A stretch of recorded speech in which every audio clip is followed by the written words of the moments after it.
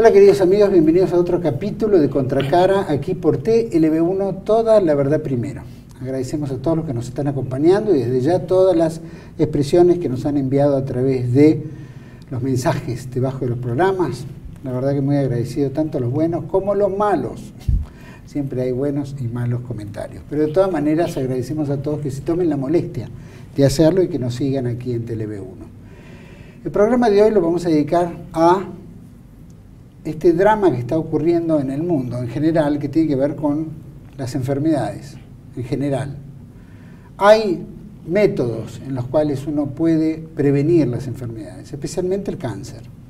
Pero hemos tocado estos temas en otros programas con Carlos Lorenzola en Camino Alternativo y con la doctora Chinda Brandolino.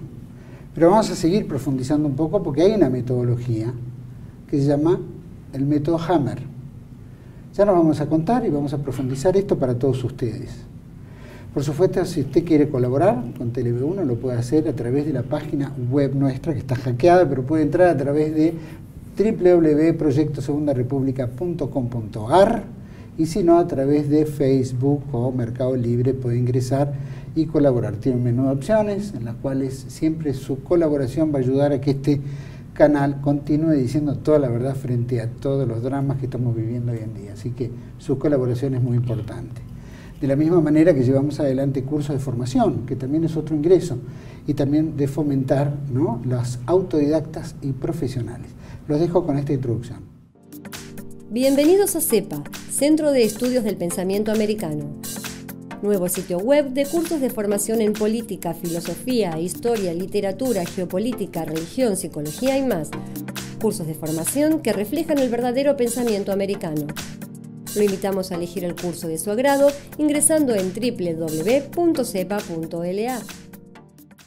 Bueno, ya saben, cursos de formación muy valiosos, hay una variedad enorme en diferentes disciplinas, así que los invitamos a ingresar, comprar un curso y colaborar con, por supuesto, los profesionales y también con CEPA y el canal TLB1.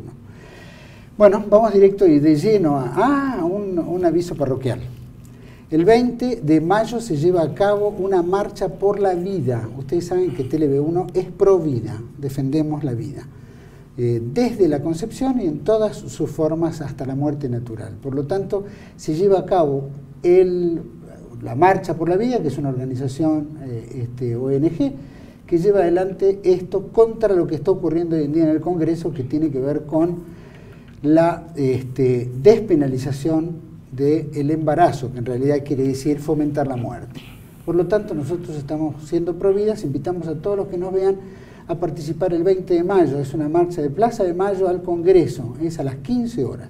Esperamos que sea multitudinario y que los argentinos muestren que efectivamente defienden la vida, no solo la vida del más indefenso de todos por nacer, que es el niño, sino las dos vidas, la madre también. Y la única forma es cómo podemos colaborar de otra forma que no sea a través del aborto, que es la forma más triste, más demoníaca que puede existir. Así que los esperamos a todos.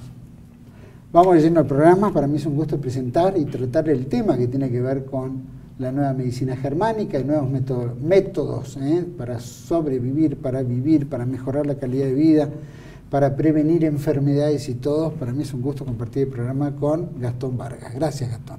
Bueno, es un placer. Muchas gracias por la invitación. Para mí es un placer tenerte. Gastón Vargas estudió contabilidad y trabaja en un estudio contable, efectivamente. Es instructor de Nueva Medicina Germánica desde hace varios años ya. Brinda seminarios y consultas privadas desde hace 4 años y atendió más de 4.500 casos en 4 años. O sea que bastante experiencia ya tenés en este tema. Sí, hay algunos casos muy concretos, pero sí, hay muchísima gente, muchísima gente. ¿Por qué un estudiante de contabilidad se dedica a la Nueva Medicina Germánica? Bueno, es graciosa la pregunta.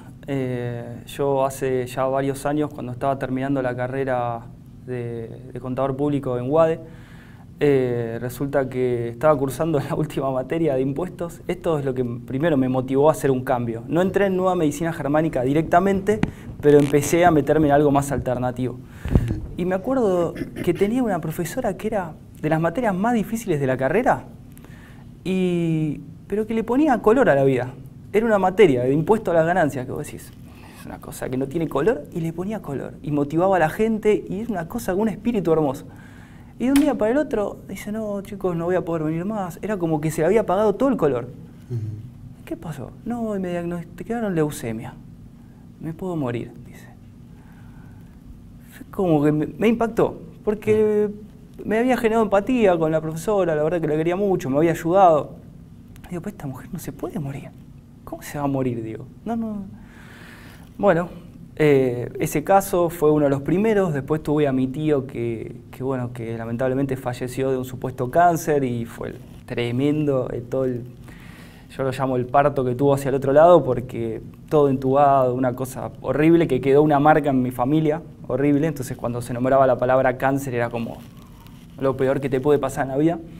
Sigue siendo, es un drama terrible. Sí. Aparte, apenas uno escucha la palabra cáncer, es como si fuera una sentencia de muerte. Es una sentencia de muerte. Uno ya está. Y vos sabés que lo lindo de esto es que cuando vos empezás a tomar conciencia de lo que es el cuerpo y de cómo trabaja y de cómo funcionan los mecanismos del cerebro, perdés el miedo. ¿Sabés lo que es vivir un día sin miedo? Ese famoso Edén que nos dijeron que está del otro lado, está acá. Pero no tenés que tener miedo, tenés que tener toda la información para poder tomar las decisiones necesarias para poder ser feliz. Y es muy fácil, cuando vos entendés cómo funciona y cómo prevenir todos los problemas que pueden llegar a venir después. Y después entendés cómo actuar en consecuencia, cómo y por qué ser coherente. Porque si nos remontamos al pasado, todas las religiones nos avisaron, no mientas, no engañes, no robes. Entonces la pregunta era, ¿por qué todos decían lo mismo? Bueno, a partir de los descubrimientos del Dr. Hammer entendemos que todas las incoherencias generan adaptaciones en el cuerpo. Porque el cuerpo no entiende que vos no sos capaz de decir la verdad. No entiende que tenés miedo, no entiende que tenés culpa, no entiende que tenés algún sentimiento ahí que te bloquea. Lo único que entiende es que la garganta no es capaz de comunicar un mensaje. Y así como un observador que crea, no sé, ahora que están de moda los drones, y crea un dron para televisar un partido de fútbol o lo que sea, y cuando lo está desarrollando le pone una batería, una hélice y un material, y cuando sale a volar, por ahí se le queda sin batería, no va a pensar, uy, qué miedo que tiene el dron de volar, me está consumiendo más batería. No, le va a poner una batería más grande. Claro. Y eso es lo que hace el cuerpo. Hasta que volvemos a la coherencia.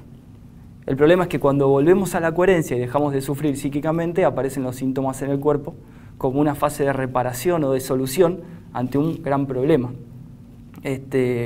Porque lógicamente vos imaginate que, a mí me gusta poner siempre ejemplos con la biología, con animales, porque cuando pensamos en un animal no lo juzgamos, pero cuando pensamos en una persona ya metemos juicios. Claro. Entonces después traspolamos directamente el animal a la persona y decís, bueno, puede ser que esté hablando de lo mismo. Entonces vos imaginate que estás en la naturaleza y de repente aparece un predador, vos empezás a correr. Y empezás a correr y querés sobrevivir, y lo único que importa es sobrevivir, y no importa cómo. Entonces no vas a tener hambre, no vas a tener apetito, no vas a tener sueño, vas a tener que correr, va a aumentar la presión. Entonces vas a adelgazar rápidamente, porque vos imaginate que todos sabemos que cuando vos comes, después viene la digestión, y después de la digestión viene el sueño. Claro. Y vos no te podés permitir dormir mientras te está corriendo un predador. Claro. Y ese predador puede ser desde una sentencia fría de cualquier persona, porque acá la gente siempre le echa la culpa a los médicos, y yo vengo a desmitificar un poco eso también. Y vengo en son de unión y no de división, que me parece que hasta ahora se viene tratando de dividir y nadie se pone en los pies de un médico. Y yo me puedo poner, porque yo estoy manejando un centro oftalmológico, estoy manejando varios clientes que son médicos, y yo sé lo que viven, y estoy del otro lado. Porque la mayor parte de las personas lo miran desde abajo.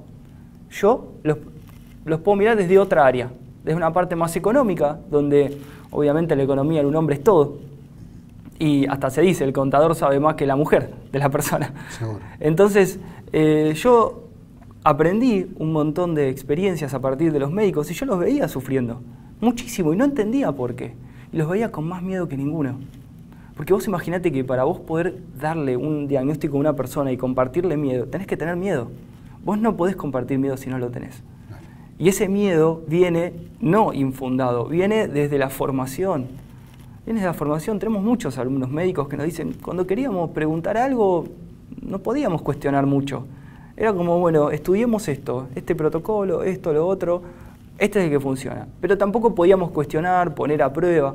Entonces, a mí me parece que si vivimos en un mundo que en teoría es libre y donde podemos contrastar, porque estamos haciendo ciencia y un montón de cosas, tendría que darse la posibilidad de dudar. Ya los filósofos en la antigua Grecia, estaba Descartes, decía, duda de todo.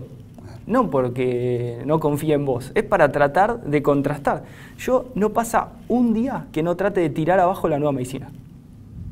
No pasa un solo día que trate de tirarla abajo, porque digo, no puede ser. Sería muy triste que fuera verdad. Sería muy triste que haya tanta gente desencarnando, dejando de estar vivo por una falta de conocimiento. Pero no es falta de voluntad, que no tiene nada que ver. Es falta de conocimiento y es empezar a asociar un poco más qué es el cuerpo y cómo funciona. Cosas que Hammer lo hizo, y lo estudió, lo descubrió, volvió a documentar. Estudió la parte de embriogénesis, que en medicina falta mucha documentación. Hammer se encontró que cuando fue a buscar desde la primera parte, la primera huella del cuerpo, que donde empieza en el cerebro la parte de la embriogénesis, empezó a encontrar que había un montón de partes que no estaban documentadas, que no se sabía bien qué pasaba. Que se había dicho, bueno, debe pasar esto y debe pasar lo otro, pero en realidad a ciencia cierta no se sabía. Y Hammer hizo una revolución en embriogénesis. ¿Qué le pasó a Hammer para que haga esa revolución? Y bueno, Hammer tuvo... que después nos vas a contar la revolución. Sí, ¿qué pasó? La vida de Hammer es una vida muy emblemática, porque es una persona que a los 20, 21 años termina la carrera de medicina, a los 22 años termina la de teología, a los 24 años es doctor en medicina, es radiólogo, era clínico de 3 hospitales universitarios al mismo tiempo. Aquel que es médico sabe lo que es la responsabilidad de manejar un hospital universitario. Imagínense 3. Estamos hablando de un gigante, en todo sentido porque también era gigante, pero estamos hablando de una persona que a los 26 años ya tenía publicadas 3 patentes, un escarpelo, una camilla para masajes y no me acuerdo cuál otro, y después publicó más. Imagínense que a los 50, 55 años ya se estaba retirando para vivir de sus patentes. Era un tipo que, una locura. Era una cabeza de otro planeta. Son esas mentes que aparecen, que yo me pregunto todos los días, ¿cómo llegó en tan pocos años a desarrollar todo lo que desarrolló? Yo no me lo podría haber imaginado. Yo me meto en la nueva medicina, ¿por qué? Porque yo empiezo por la parte más alternativa, por la parte más espiritual, y empiezo a entender los conocimientos de Oriente, donde hablaban de las emociones, cómo se vinculaban con los órganos y de cómo una emoción podía alterar un órgano. Todo médico sabe que antes de un examen puedes tener una diarrea. Y no sería extrañarse, pero cuando vamos a algo un poco más profundo, como el cáncer, no tiene nada que ver. Entonces hay que empezar a buscar una coherencia en eso que estamos diciendo.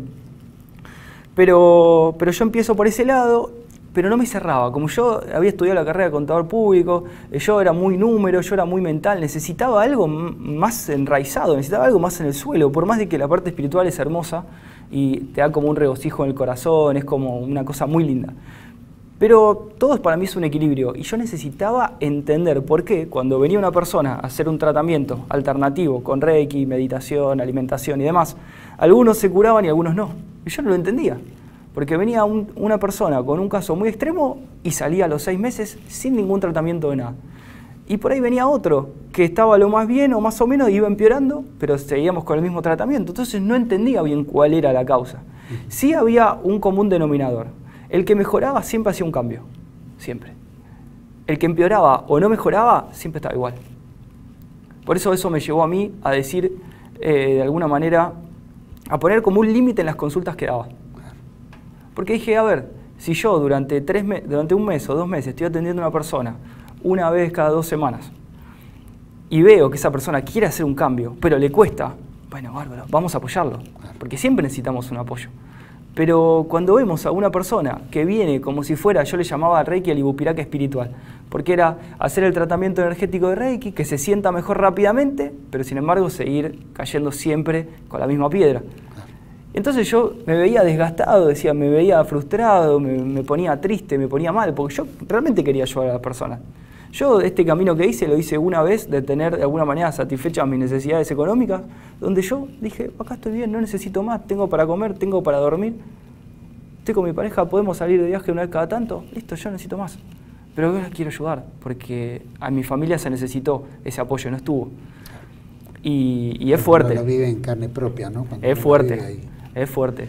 Vamos, Hammer, vos dijiste, liberó o inventó 3 patentes, tenía tres ideas patentadas, podía vivir de eso, pero ¿qué lo motiva a esa nueva medicina germánica? ¿Qué le ocurre a Hammer como para decir, bueno, voy a desarrollar este tema? Bueno, Hammer se había ido a vivir a Roma, a Italia, los últimos años de su vida, y se había comprado un velero. Y una noche, en la isla, si no me equivoco, de Córcega, durmiendo en la cubierta del barco, uno de sus hijos, Dirk, es asesinado por un príncipe que estaba debatiéndose ahí a duelo con un mafioso en el barco al lado, y un tiro sale por la cubierta del barco y le pega en la garganta al hijo y le atraviesa. Una cosa muy rara, muy rara. Yo dije, pero qué accidente más raro, ¿no? Porque nunca la había escuchado un tipo de ese accidente, por ahí no se difundió, pero dije, es como que algo marcó para que pase eso. Es la bala perdida típica que uno no tiene conciencia, pero que puede ocurrir. Y eso desencadenó, pero una revolución total, primero en la vida de la familia Hammer. ¿Por qué? Porque Hammer y su mujer, Sigrid, que también era médica oncóloga, también del Hospital Universitario de Tübingen, o Tubinga, a los 2 o 3 meses de la muerte de su hijo, porque su hijo está en agonía durante 6 o 7 meses hasta que muere en el hospital. Y Hammer se reprocha la muerte de su hijo porque él dice, si yo hubiese seguido mi intuición que me decía que no hacía falta el protocolo que le estaban haciendo, sino que tenía que estar descansando en su casa. Yo ahora te lo voy a explicar por qué. Probablemente mi hijo hubiese seguido vivo. Al cabo de 2 o 3 meses de la muerte de su hijo, el doctor Hammer desarrolla un cáncer de testículo y su mujer un cáncer de mama. Entonces se empieza a preguntar y dice, pero ¿cómo puede ser 2 personas que nunca tuvieron ninguna enfermedad, que siempre tuvieron salud, fuertes, con capacidad económica para solventar todos los gastos que tenían, no tenían preocupaciones, pero sin embargo después de un acontecimiento tan dramático, desarrollaron 2 tipos de cáncer distintos? Obviamente asociados con la parte sexual y genital. Estamos hablando de una mama, que es la que alimenta a un hijo, y estamos hablando del órgano reproductor en el hombre, los testículos. Entonces, el doctor Hammer empezó a postular su idea de, ¿no será que todo acontecimiento dramático genera en el cuerpo una adaptación para sobrevivir ante un acontecimiento muy traumático que haya vivido la persona y resolver de alguna manera orgánicamente y biológicamente ese sufrimiento? Entonces, ¿qué hizo? Como él tenía a disposición 3 hospitales universitarios, tenía consultas de todos los colores para averiguar. Tenía todos los tipos de cáncer, tenía todos los tipos de radiografía, tomografía. Él podía hacer todas las investigaciones que quería.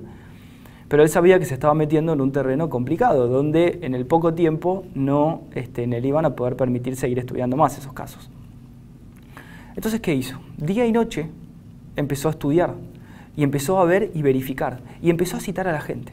Y encontraba los cánceres de testículo, y llamaba a la gente que había tenido cáncer de testículo, y empezó a hacer lo que hacía el médico hace 30, 40 años, 50 o 100 años, porque estamos hablando de la medicina que existe hace mucho.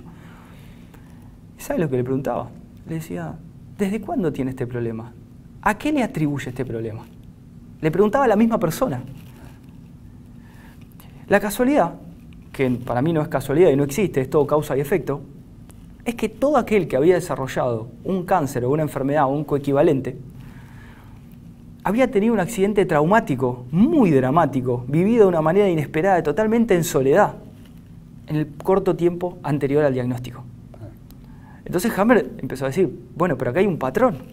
Empezó a encontrar un patrón entre el acontecimiento dramático y a los meses un desencadenamiento biológico de una enfermedad, un dolor, un síntoma, lo que sea. Entonces Hammer siguió descubriendo y siguió estudiando. Entonces, ¿qué hizo? Se dedicó solamente por un tiempo a estudiar todos los que habían tenido un cáncer de riñón o un cáncer de testículo. Y encontró que en todos aquellos que habían tenido un cáncer de testículo, todos habían perdido a una persona muy querida, en el término de 6 o 7 meses para atrás. Eso fue una cosa impresionante, porque no es que 5 de 10, era 10 de 10. Y todos los estudios que hacía eran 10 de 10. Es decir, no era probabilidad. Él estaba descubriendo algo sin saberlo. Él estaba tocando leyes de la naturaleza. Él estaba empezando a entender cómo la biología nos está cuidando todo el tiempo. Ya se sabe que hay programas en la biología donde cuando se pierde un bebé, rápidamente la mujer genera más hormonas, y no se sabe por qué, ahora con la nueva medicina lo entendemos, pero genera más estrógeno y progesterona, y se vuelve más fértil, y queda embarazada más rápido. Eso es como un programa de reemplazo en la biología. Sabemos que en la biología hay programas de duelos, donde un elefante muere y todos los elefantes hacen un ritual, lo llenan de troncos al elefante que murió, lo entierran, y le hacen un giro alrededor del que murió, para hacer el duelo. Por eso cuando no hacemos un duelo, cuando no cerramos algo que quedó pendiente, el cuerpo sufre. Y ahí genera una adaptación. Y ahí aparece el famoso cáncer de ovarios, con el objetivo de reproducir algo que no está. Entonces esto es algo radicalmente distinto. Entonces Hammer, cuando logra identificar el tipo de conflicto con el órgano afectado, él va directamente al cerebro y dice, tiene que haber algo en el cerebro que esté mostrando una alteración del funcionamiento. Porque el cerebro sabemos todos que es el control del comando del cuerpo entero. Entonces, si las capas del cerebro, que siempre hablamos de 3 capas, endodermo, mesodermo y ectodermo, y el mesodermo lo divide en 2 partes porque funciona de 2 maneras distintas, empezamos a ver que el endodermo crea todos los órganos específicos para la supervivencia, que el mesodermo antiguo o el cerebelo crea todos los órganos específicos para la protección, que la médula cerebral o el mesodermo nuevo crea todos los órganos específicos para la adaptación, para sentirme apto, para sentirme bien, para moverme, y que el ectodermo crea todos los conductos del cuerpo, todos los epitelios, todo lo que está en contacto con el exterior y maneja la parte hormonal. Empezamos a entender que si hay una capa que crea todos los órganos de supervivencia, específicamente los testículos, esa capa es la que tiene que haber afectado su funcionamiento para crear y generar algo nuevo. Resulta que cuando Hammer empieza a hacer tomografías a todos los que tenían cáncer de testículos, empieza a encontrar en el mismo lugar del tallo cerebral, del endodermo, una mancha. En el mismo lugar. Pero no en todos era lo mismo. Yo traje algunas filminas donde hace referencia a un foco activo o un foco en solución. Pero, ¿cuál era la diferencia? La diferencia era que algunos era como aparecía un goteo, ¿viste? Como cuando cae una gotita en el agua, sí, y se va expandiendo. Bueno, la gota. Una gota electromagnética, como algo goteando. A mí me hace acordar a las películas cuando torturan a la gente, ¿viste? Que esas famosas películas que secuestraban a James Bond, a no sé quién, y un goteo en la cabeza los mataba. Era una tortura. Era bueno. Ahí tenemos ahí está, exactamente, eso. Ese goteo que, valga la redundancia, lo usamos en una película de ciencia ficción o de acción o lo que sea, realmente pasa cuando una persona está sufriendo y tiene un conflicto que está activo y no lo puede resolver. Y eso es tremendo, porque Hammer encuentra ese tipo de foco, pero también encuentra otros. Entonces, por los momentos se encontraba un goteo que solamente se ve en una tomografía sin contraste. Por eso él decía que él necesitaba tomografías sin contraste, y hoy se diagnostican tomografías con contraste, y dicen que las sin contraste no sirven para nada. Porque eso que él encuentra en el cerebro, los radiólogos lo conocen, los médicos lo conocen. Lo que pasa es que dicen que son fallas del artefacto. Lo que Hammer demostró, y que fue a la Siemens, la empresa productora de tomógrafos, y que le certificaron, y era muy fácil de certificar. A ver, si me aparece un foco acá, si yo me pongo así y me aparece el foco acá, ok, haceme una nueva tomografía, me pongo así, si me sale acá, bárbaro desde la tomografía, pero si me vuelve a salir acá, significa que eso está dentro de mi cabeza. Claro. No hay más ciencia. Lo hicieron con 5 personas, y en las 5 personas Siemens certifica que ese artefacto está dentro del cerebro y no es un error de la máquina. Eso fue tremendo. Hoy Siemens lo desconoce, pero tenemos el certificado, tenemos las firmas, tenemos la fecha. Y esas certificaciones están. Lo que pasa es que están tapadas. Entonces, ¿qué pasa? Cuando Hammer descubre esto, que es el patrón del conflicto dramático vivido, que él lo llama choque biológico, el órgano adaptado y un foco en el cerebro encuentra la relación de ese triángulo psiqui, cerebro y órgano. Y él cuenta que se queda casi 3 horas sentado en su silla. que él no lo podía creer. Porque estamos hablando de una persona que era del ambiente científico. Estamos hablando de una persona que sabía cómo demostrar, cómo probar su tesis y cómo hacer un cambio. El gran problema de Hammer es que no fue una teoría. Él lo pudo demostrar. Ahí está, ese triángulo. Él lo pudo demostrar y ese fue el gran problema que tuvo. Porque como ya sabemos, todo gran cambio de paradigma genera una gran resistencia. Y esa gran resistencia muchas veces es traumática. Y al principio genera bronca, genera enojo, genera, primero por el desconocimiento, porque hay alguien que está diciendo algo y supuestamente no sabe lo que está viviendo, porque a mí mi mamá se murió de esto, mi hijo se murió de esto, mi papá se murió de esto. Entonces hay mucha gente que sale con esa bronca que le quedó de la muerte y lo arroja a una persona que en realidad está tratando de hacer un cambio, porque él podría tranquilamente haberse quedado en su barco, patas para arriba, y no hacer nada, y sin embargo se metió. Claro, también el dolor de un hijo te lleva, y si sos investigador, con mayor razón. Vamos a ir a un pequeño corte. Dale. Me gustaría que vayamos pensando, obviamente que hablaste de un tipo de cáncer. La muerte de un hijo genera en los órganos creativos y alimentadores, procreativos, sí, reproductivos. Reproductivos, perdón, genera esto. ¿Qué otros factores pueden producir en otros tipos de cánceres? Que supongo que hay miles sí. y que están dando vuelta. Pero me lo vas a contestar ahora cuando volvemos después de esta pausa.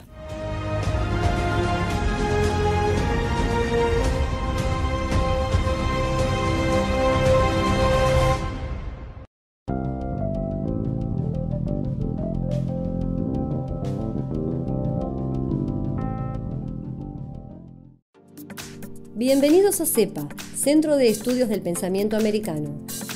Nuevo sitio web de cursos de formación en política, filosofía, historia, literatura, geopolítica, religión, psicología y más. Cursos de formación que reflejan el verdadero pensamiento americano. Lo invitamos a elegir el curso de su agrado ingresando en www.cepa.la.